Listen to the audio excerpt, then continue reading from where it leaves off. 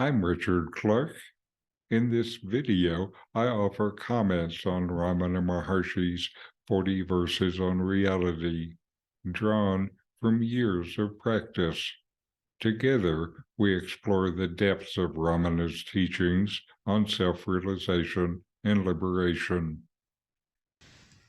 This week's reading from Ramana Maharshi's 40 Verses on Reality is verse 3.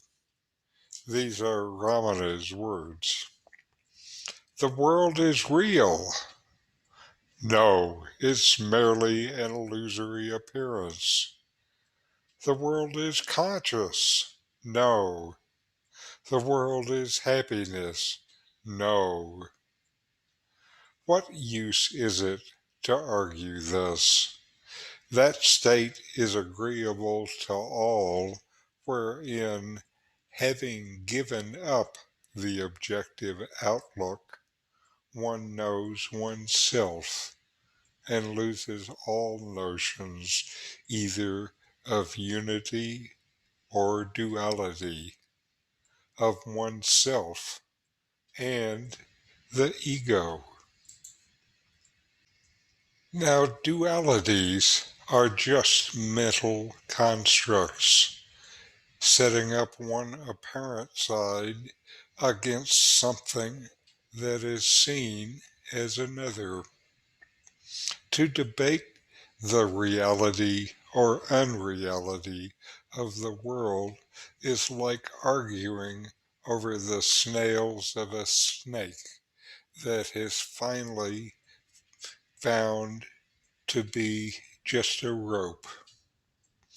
What does it matter how many scales? The snake was never real to begin with. The entire point of spiritual practice is to find out just who or what you are. This, described by Ramana as having given up the objective outlook, brings peace and happiness to everyone. That's why Ramana said that state is agreeable to all. Now, some notes for practice. When your mind gets quiet, you feel calm and at peace. Where does this peace come from? When your mind is quiet, you're no longer conjuring up the thoughts and memories, ideas and projections that you usually seem to live in. This kind of quiet inner peace.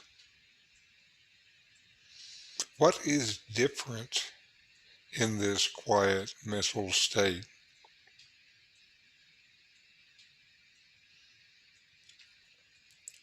And if the peace is not just conjured up, where does it come from?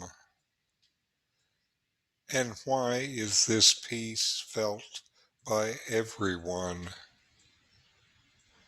Could it be that when you look deep within, this peace is within you and within everyone?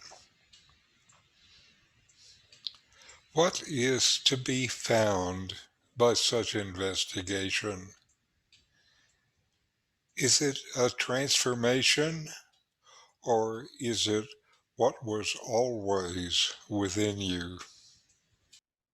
Thanks for watching. If you enjoyed this Ramana Maharshi video, subscribe, like, and send me a comment.